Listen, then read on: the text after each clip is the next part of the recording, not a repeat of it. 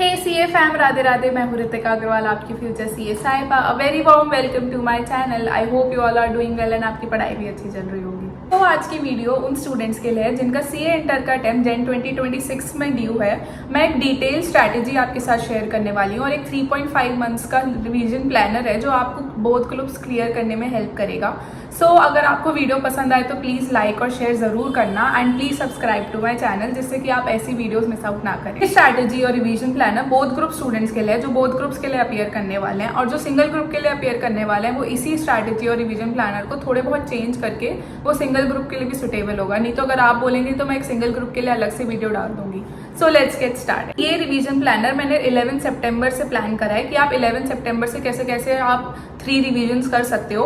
तो main point यही है कि आप अपनी क्लासेस कंप्लीट करो। आई अज्यूम आपकी अराउंड 70 to 80% क्लासेस कंप्लीट हो जानी चाहिए अभी तक, अगर आपका जैन अटेम्प्ट है। अगर नहीं भी हुई है तो इट्स ओके, आप पे अभी भी 50 to 55 डेज हैं। आप आराम से अपनी क्लासेस सारी कंप्लीट करो। मैक्स आप 10 सितंबर तक अपनी क्लासेस जैसे ना तैसे थोड़ा एक्स्ट्रा टाइम लगा के उसे कंप्लीट कर लो। इस रिवीजन प्लानर को मैंने 9, 5 और 3 के रूल में डिवाइड करा है। फर्स्ट रिवीजन आपको ईच सब्जेक्ट 9 डेज मिलेंगे। सेकेंड रिवीजन के लिए आपको ईच सब्जेक्ट के लिए 5 डेज मिलेंगे एंड फॉर थर्ड रिवीजन आपको ईच सब्जेक्ट के लिए 3 डेज मिलेंगे। 9-5-3 रूल इसीलिए है क्योंकि देखो एग्जाम से पहले हमें 1.5 डेज ही मिलेंगे, तो हमें जरूरी है कि हम कंसाइज करना सीखें अपने सब्जेक्ट को। क्योंकि देखो फर्स्ट रिवीजन में टाइम लगता है, नो की क्लासेस बहुत पहले ले रखी होती है, नहीं भूल चुके होते हैं। तो 9 डेज आप आराम से लो, उसे कवर करो। फिर आपको कम करने ही पड़ेंगे धीरे धीरे, क्योंकि देखो एट द एंड आपको 1.5 डेज में कवर करना है, जैसे कि मैंने बोला। तो इसलिए मैंने इस हिसाब से बांटा है कि आप आराम से धीरे धीरे अपना सब्जेक्ट कंसाइज कर सको। फर्स्ट रिवीजन में आपने 9 डेज लिए एक सब्जेक्ट के लिए और 9th डे पे आपको उसका मॉक टेस्ट लिखना ही लिखना है कंपल्सरीली। उससे एक तो क्या होगा कि आप टाइम बाउंड रहोगे कि हाँ यहाँ तक मुझे कंप्लीट करना ही है, और मॉक टेस्ट भी लिखना है और आपकी राइटिंग प्रैक्टिस भी हो जाएगी रिवीजन के साथ साथ। और आप अपनी मिस्टेक्स भी ढूंढ पाओगे कि यार ऐसा होगा कि आपने रिवीजन तो कर लिया फर्स्ट रिवीजन में, लेकिन आपको पता ही नहीं है कि आपकी मिस्टेक्स कहाँ हो रही हैं। वो तो आपको देखो एग्जाम लिखने पे ही पता लगेगी ना। तो मॉक टेस्ट लिख लोगे तो उससे पता चल जाएगा कि आप कहाँ लैग कर रहे हो, क्या आपकी गलतियां हो रही है, क्या ऐसे कंसेप्ट्स हैं जो आपको दोबारा देखने की जरूरत है। तो हमारा फर्स्ट रिवीजन चलेगा फ्रॉम 11 सितंबर टू अराउंड 7 to 8 नवंबर। मैंने 2-3 दिन बफर पीरियड भी डाला हुआ है कि अगर आप किसी रिवीजन में आपको किसी सब्जेक्ट में टाइम ज़्यादा लग गया तो आप इधर कवर कर लो, और मॉक टेस्ट भी अगर किसी का छूट गया तो आप इन 2-3 दिनों में कवर कर लो। सेकेंडली मैंने इसमें दिवाली की हॉलीडेज भी एक्सक्लूड करी है कि आप आराम से 2-3 दिन एंजॉय करो, कोई पढ़ाई की टेंशन लेने की जरूरत नहीं है। आपका आगे आराम से मैं कवर करवा दूंगी सारा रिवीजन के लिए। तो अराउंड 10 नवंबर आपका ये फर्स्ट रिवीजन कंप्लीट हो जाना चाहिए। अब इसमें क्या है, मैंने एक्सेल शीट में आप जैसे कि देख पा रहे होगे, मैंने ये सारे सब्जेक्ट्स सीरियल वाइज डिवाइड करे हुए हैं। जैसे पहले आपका एडवांस अकाउंट हो गया, फिर लॉ हो गया, फिर टैक्स हो गया। तो आप इसमें आप अपनी कन्वीनियंस के अकॉर्डिंग आप सेट कर सकते हो। चाहे अगर आप पहले लॉ करना चाहते हो तो आप पहले उस ड्रॉप डाउन में आप लॉ सेलेक्ट कर लो, और बाकी आप फिर सब्जेक्ट 2 में आप दूसरा सब्जेक्ट वो चूज कर सकते हो। तो ये आप अपनी कन्वीनियंस के अकॉर्डिंग एडिट कर सकते हो। अब सेकेंड रिवीजन जो हमारा आएगा वो अराउंड 10 नवंबर से स्टार्ट होगा। 10 नवंबर से हम टिल 10 दिसंबर सेकेंड रिवीजन चलेगा। This will go on for 30 days, 5 days for each subject. इसमें भी मैंने ड्रॉप डाउन मेन्यू का ऑप्शन डाला हुआ है। आप अपने अकॉर्डिंग सब्जेक्ट चूज कर सकते हो कि आपको कौन सा सब्जेक्ट पहले करना है। आपको किस में ज़्यादा डर लगता है तो आप वो पहले कवर कर लो।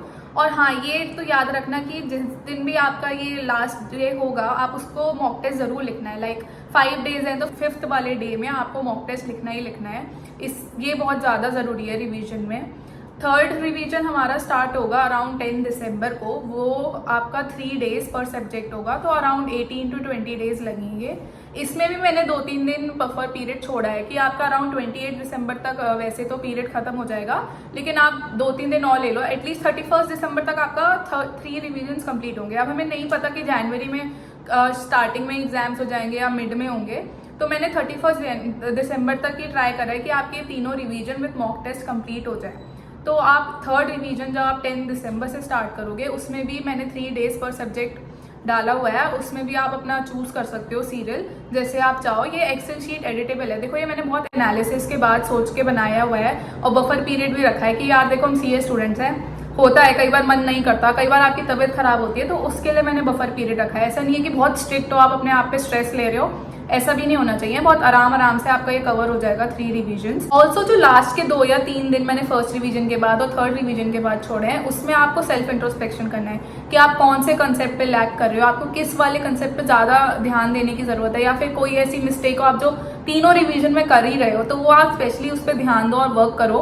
आप चाहो तो उस चैप्टर के या उस पर्टिकुलर टॉपिक के और मल्टीपल क्वेश्चंस कर सकते हो, तो ये आपको हेल्प करेगा कि आप एग्जाम में वो गलती दोबारा ना करो। कुछ इंपॉर्टेंट पॉइंट्स मुझे आपके साथ डिस्कस करने हैं। लाइक ये जो रिवीजन पीरियड होता है बहुत क्रूशियल होता है आपके एग्जाम के लिए, तो ये रिवीजन पीरियड में आप मेन फोकस करना अपने 1.5 डेज प्लान करने में। देखो 1.5 डेज का आपका मेन बिल्कुल सॉर्टेड प्लान रेडी होना चाहिए कि कौन सा मटेरियल मुझे रेफर करना है, कौन से क्वेश्चंस मुझे रेफर करने हैं। तो इस रिवीजन पीरियड के दौरान आप क्या कर सकते हो, अपने क्वेश्चंस जो है मार्क आउट कर सकते हो। LDR उन्हें मार्क कर दो, लास्ट डे रिवीजन क्वेश्चंस ही हम मार्क करते थे, तो उन्हें LDR मार्क कर दो कि ये वाले तो मुझे लास्ट डे में रिफर करने ही करने हैं, ये वाला कॉन्सेप्ट तो मुझे रिफर करना ही करना है। वो आपको बहुत हेल्प करेगा।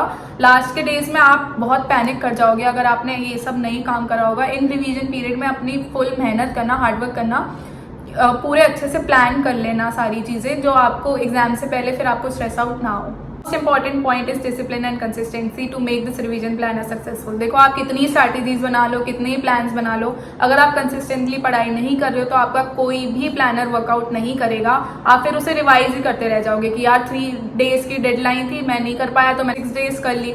तो ऐसे ऐसे करके आप बढ़ाते ही चले जाओगे और एंड टाइम पे आप पे रिवीजन्स कम हो पाएंगे, 1 या 2 ही रिवीजन हो पाएंगे। तो ऐसे मत करना, मैं शुरू से ही कह रही हूँ। अपनी बहुत डिसिप्लिन के साथ, कंसिस्टेंसी के साथ इसको आगे ले जाना। तो 3 रिवीजन्स आर इनफ। आप आराम से अगर इसे बहुत अच्छे से करते हो तो आप डेफिनेटली सक्सेसफुल होगे। आप आराम से बोथ ग्रुप्स क्लियर कर सकते हो। मैं इस रिवीजन प्लानर का गूगल ड्राइव लिंक इस वीडियो के डिस्क्रिप्शन में डाल दूंगी, आप इस रिवीजन प्लानर को एक्सेस कर सकते हो। देखो आप इसमें एडिट नहीं कर पाओगे क्योंकि ऐसे तो बहुत प्रॉब्लम हो जाएगी, सब अपने अपने अकॉर्डिंग कर लेंगे। तो आप इसे क्या कर सकते हो, डाउनलोड करके फिर अपने अकॉर्डिंग इसे प्लान कर सकते हो। कोई भी फर्दर क्वेश्चन या क्वेरीज के लिए please hit the comment section down below. I will be very happy to help you.